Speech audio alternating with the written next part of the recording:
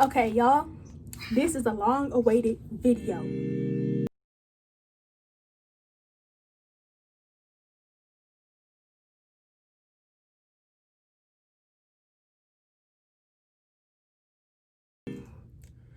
Okay, y'all, this end of the school year advice is not just for me, but it's for others that I've seen that need it.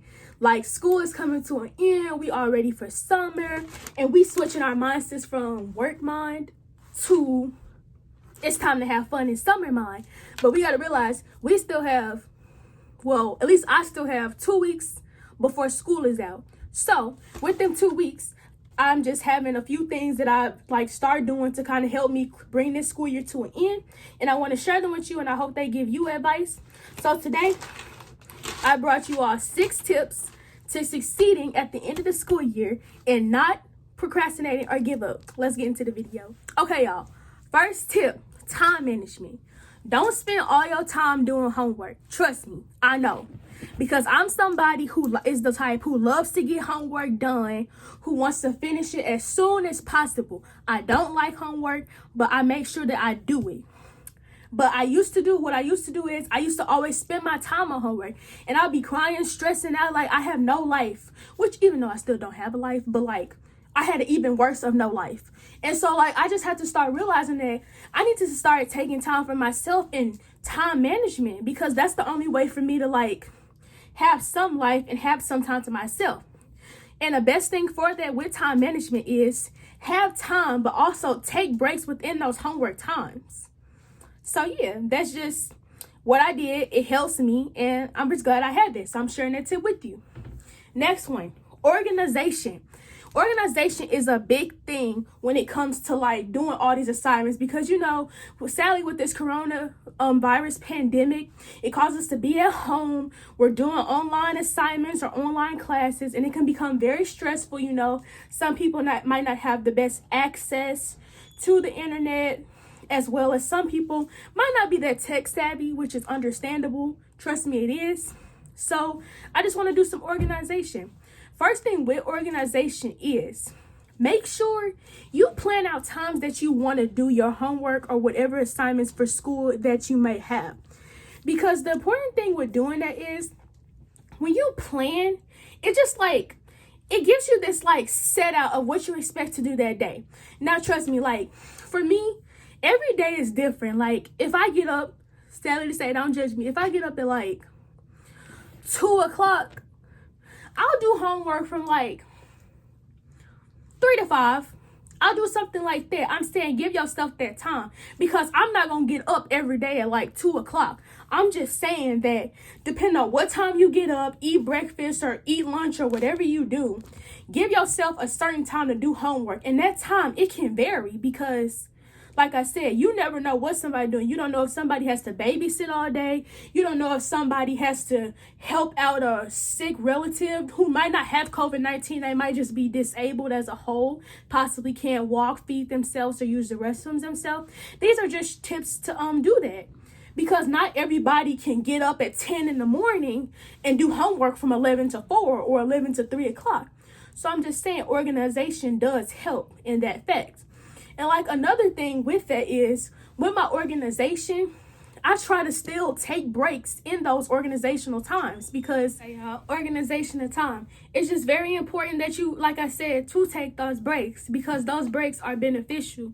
They give you time to take a restroom break, take a water break, maybe get you a light snack, or even just have a 10-minute scroll through of your social media, or just see what's new on the internet. Because doing homework for hours straight, it's stressful. Because I remember I would do homework from 4 to 11 o'clock. That was stressful. And I'm gonna tell you the worst thing about it, the homework that I start completing, it gets sloppier. What I mean by that is when you do homework for such a long expanded time period, it's just you get so annoyed and stressed and tired of doing it that your work ethic and your accuracy of your work, it looks sloppy. It doesn't look good. And then when your teachers see it, some of them teachers, they might be like, okay, this person, they did their work, they finished it good, and they barely pay attention to it. But then you do have those other teachers who actually take the time to look at your work, and they'll be like, okay, this person must have been stressing out. This person must have been in a rush to do my work. And not saying they will take points off, but it'll just kind of make them kind of judge you a little bit. We don't want that. Like, we want our work to look as accurate and as, best as possible. Third step is turn your work in on time. Please do. I promise you, when you turn your work in on time, it's like God-given. It's like the best thing ever. Because when you turn your work in on time, the biggest thing that you can avoid is stress. I promise you. Avoiding stress is the biggest thing. Turn your work in. You hear me? Turn your work in on time. When you turn your work in on time, not only do you avoid stress, but you feel accomplished. And me personally, I feel overachieved. I'm like, if I turn my work in the day before it's due or 2 days before it's due, I feel accomplished. Like, I feel like I'm the best top person in the world. Like, it just feels good, I guess you could say. And like, another thing about it is, it's another thing or assignment you don't have to worry about doing future tense. Because let's say you got 3 assignments, 2 of them are due on Friday, for instance, and 1 is due on Wednesday. Let's say you procrastinate and you don't do it on Wednesday when it's due and it ends up being late. Then you trying to do those other assignments due on Friday and you trying to do those Thursday. That's 1 extra assignment causing you to do 3 assignments. And who knows, that could be a 30-minute to an hour expansion of time wasted on work that you can have for yourself. That's what I'm saying. When you turn work in on time, you save your own personal time to have me time. And another benefit of turning your work in on time, you can have a U day. And y'all know what I mean by U day is you have that day, you don't do anything of homework or school related. Like, you do not think about school at all. Trust me, I have those days. Sometimes it might be twice a week. Sometimes it might be once a week. Just, you have to figure that out based on your schedule. Like I said, everybody's schedule is different. But on my U day, I normally eat some food. And I just started a new Netflix series on, a new series on Netflix called Stranger Things. That's beside the point.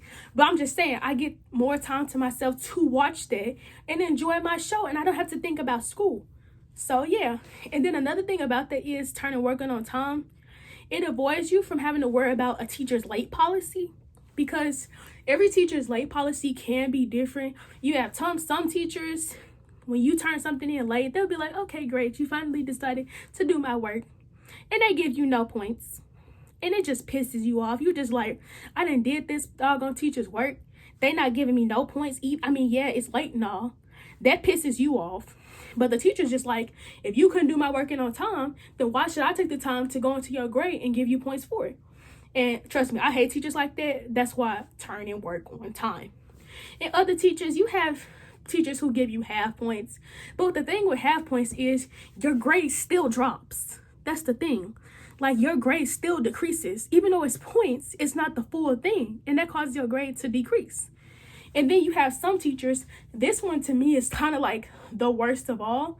They subtract so many points from the actual assignment's possibility of points by how many days it's late.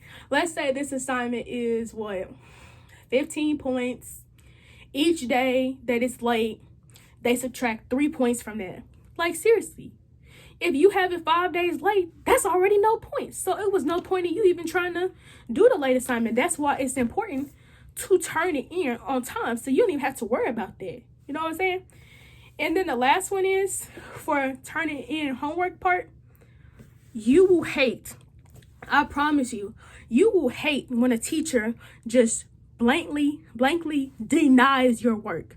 Even though it's late, you will hate even worse, more than no points. You will hate when they deny your work.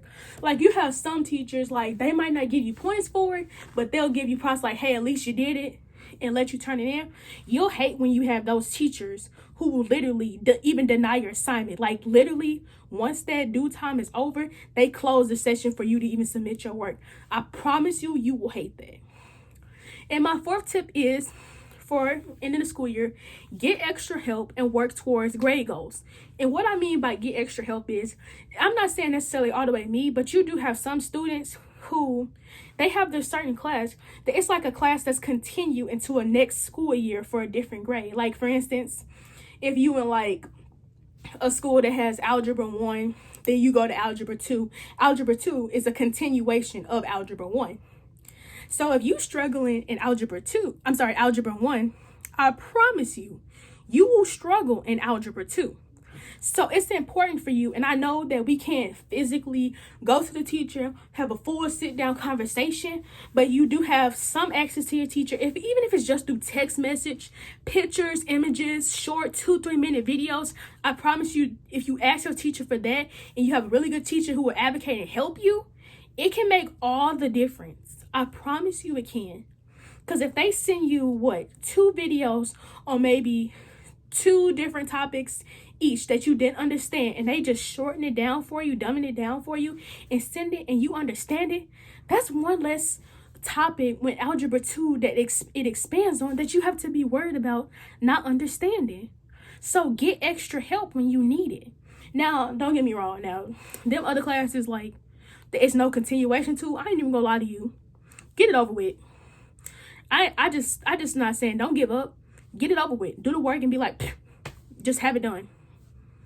Just be like that. Just be like, you know what? I did my best. Got a good grade. Next step, next class, please. That's all you got to do. Because I'm just saying, trust me, do not waste your time trying to overly learn a subject that, for one, doesn't benefit you in the long run, and 2, it's not even something you're interested in, nor will you pursue. If it's not benefiting you in the future, if it's not a class that you have continuation of in the next grade, do not waste your time on it. But any other thing that does continue, like algebra 1 to algebra 2, get as much help as you need. Or if you don't even need help, be that person to offer somebody else help. You might have a friend, or you might not have a friend, but they might need help. Be that person to help them, because sometimes your teacher might not come through. And if you can give them a quick FaceTime call, Google Hangouts, Google Duo, that'll make all the work. And if you don't have a phone, hell, send a letter. I mean, anything works. Like, even before we had technology, letters, they work, have the address, or if you have someone who can drive you there, maybe have them drive you to the person's house and have a written notes book that they can just have to prep them for that next year. Anything that you can think of that's like not illegal and that can help that person, help them. Because the teacher will not always be there, especially this pandemic that causes you all to be separate from them. And also, when I said this, I said work towards a grade goal. You have some of those classes where you have some classes where, like, I'm happy with them grades. I love my grade. You have other classes where you're just like, these classes it just feels like they're inevitable to pass. Trust me, they're able to be passed. Maybe not with the grades you want, but it's a passing grade that you'll be satisfied with. Because I started learning this year, especially with one specific class, it made me realize that some classes, you're just really not good at. But if you can walk out of there with a good decency of a passing grade, then it shows how much you work to even get to that point. And you won't feel like a failure. You won't feel disappointed in yourself at the long run. So I say always work towards those classes you want a certain grade in. Because trust me, it will be a relief off your back. You will really appreciate yourself in the long run, and you'll feel very accomplished. You'll feel like not a failure. You'll feel like a go-getter. Somebody say, like, I'm not gonna let this class nor this teacher get to me. I'm gonna work my butt off to get whatever grade. If it's even a C, C's get degrees. So, and I learned it. Trust me, I learned that this school year in a certain class, and I'm satisfied with that C or B because you know what? I worked to it.